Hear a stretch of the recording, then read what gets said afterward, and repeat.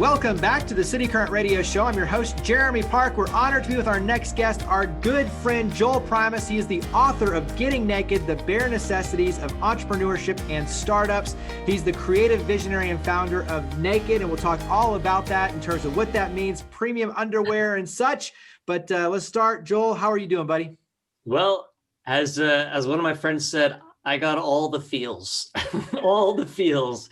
You know, when you launch a book, I think anybody who can attest to this, when you birthed a creative thing into the world, there's not one emotion. It's not just elation. It's like sadness and joy and pain and all these things. So I'm still kind of in all of it.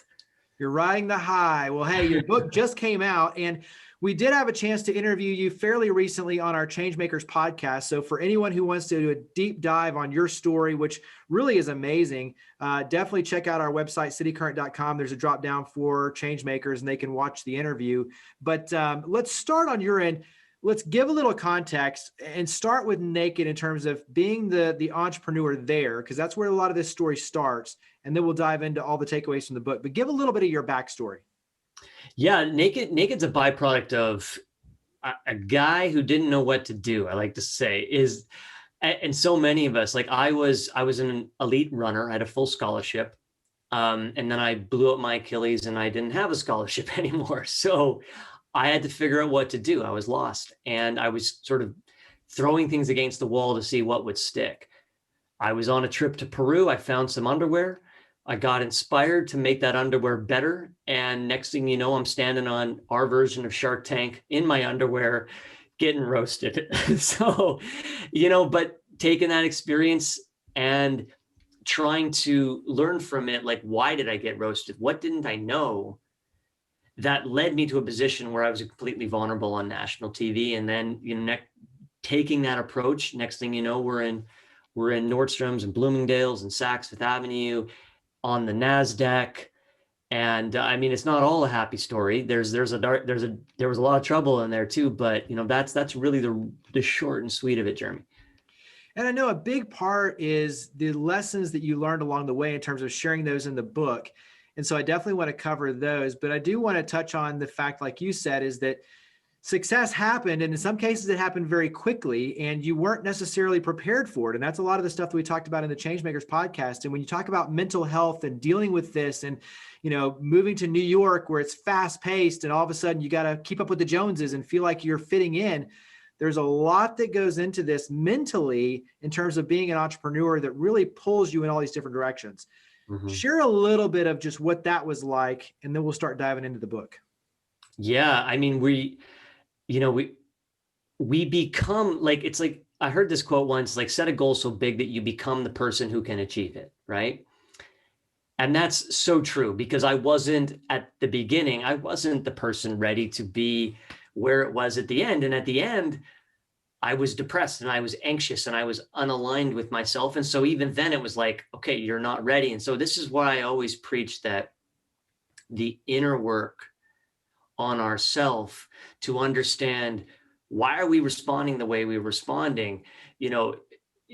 Why are we being self-destructive with our thoughts, and all these different things becomes the most important foundation to build a business from. Because in a business, you're battling every day.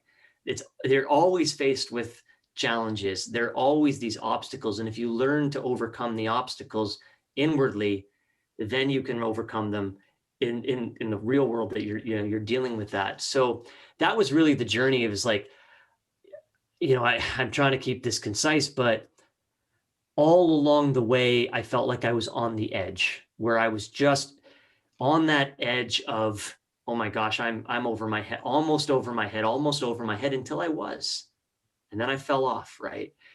And so once I picked myself back up, it was, all right, I need to do more work on me so that I can be a better entrepreneur. I can be a better father. I can be a better partner to my wife, if that makes any sense at all. And I think part of that, though, is the realism. And I think that's why this book, to me, really stands out, is you do offer the tips and the experience, but it's also a very real world glimpse at the struggles too. And so it's both sides. It's not the rose-colored glasses that you get sometimes with books. This is the very real version. So why write the book? Talk about what led you to really write this book. I said very early on in the process of starting Naked, I wish there was a book that would help me through what I'm going through, right? Because, I love Richard Branson's book, but it didn't help me answer the questions I had as a very small startup. And of course, there's a lot of great books out there, the Lean Startup, et cetera. But it crystallized in my head that I needed to write the book that I wished I had been able to read, from taking the idea that lands on our heart, because I love sitting down with entrepreneurs or people who want to be entrepreneurs, and they're like, they have this great idea, but they don't know how to take that first step. So it literally starts at that first step and takes you all the way through to the sale of a company. And what that's like, literally the how to raise money, build your team, how to exit a company, how to divest your CEO-ship and give it to somebody else, and what that feels like emotionally and practically. And I say it's a book of questions because it's all the questions I wished I'd known to ask. And the better questions we ask, the better answers we get. And the better answers we have, the less mistakes we make personally and professionally. So it's really that book woven into the story of Naked that ends up, like you said, Jeremy, really delving into mental health and balance, and asking you to look yourself in the mirror and assess what's most important in life. And that's where, I won't spill it all, but that's where I think it takes a really different turn from some of the other books I've read out there.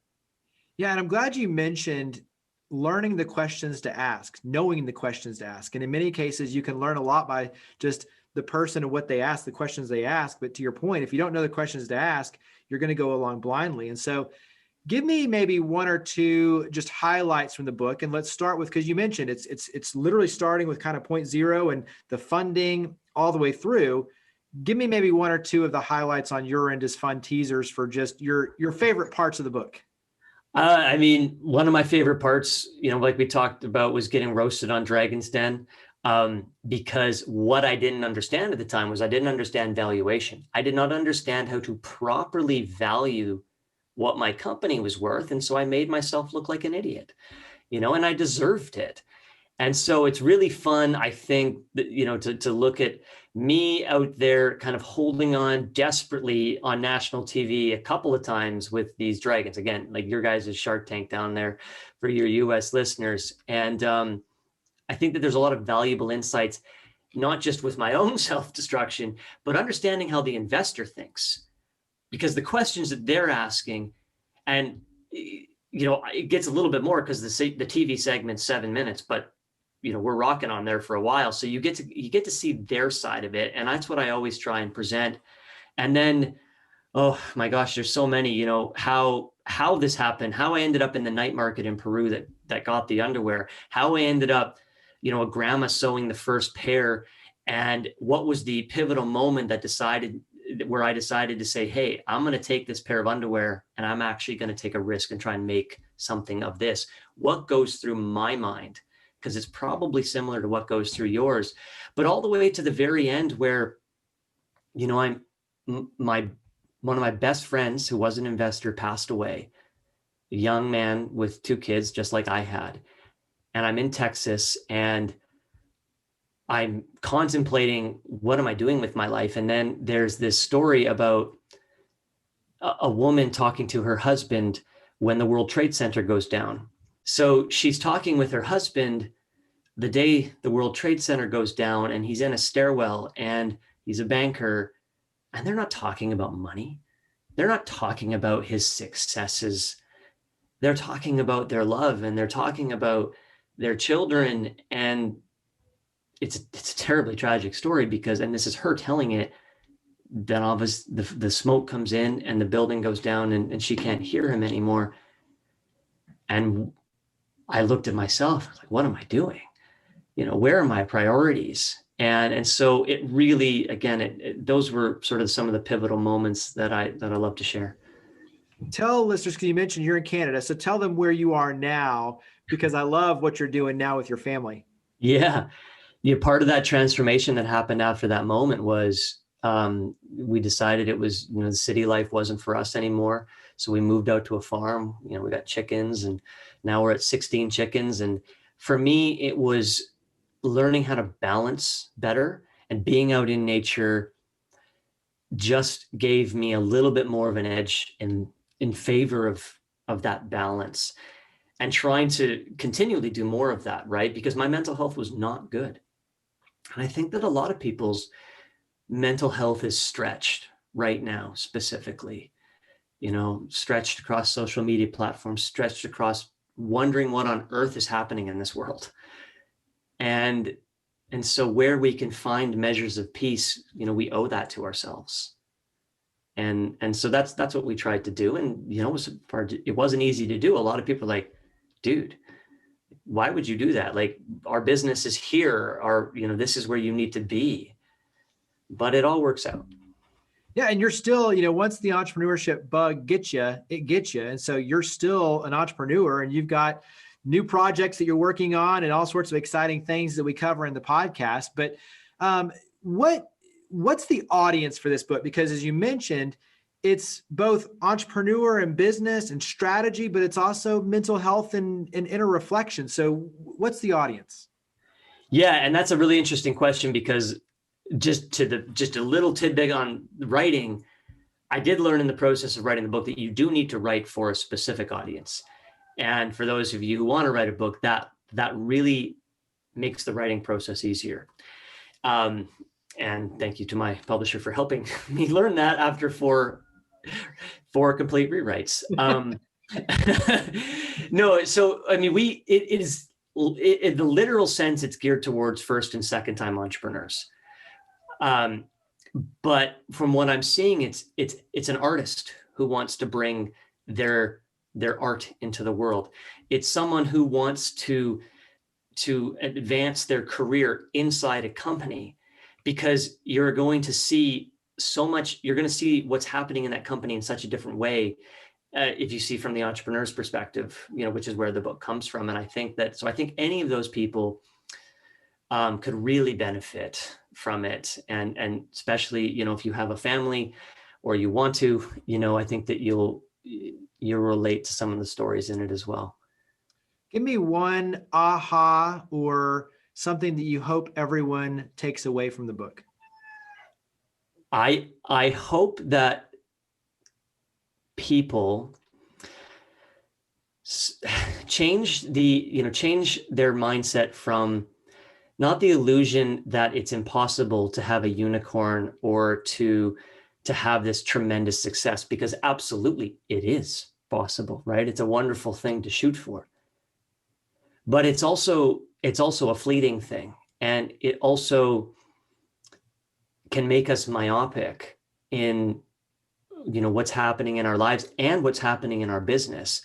And so I try to have people open up their minds or their eyes, I guess, to what's really important in life, and to unattach themselves from the ego that I struggled with so much, that is maybe putting on blinders in their business and in their personal life. Give me one tip, because I know this is something you cover pretty heavily in the book, is building out your team. So Give me one tip related to building out your team, managing your team culture. Give me one tip there.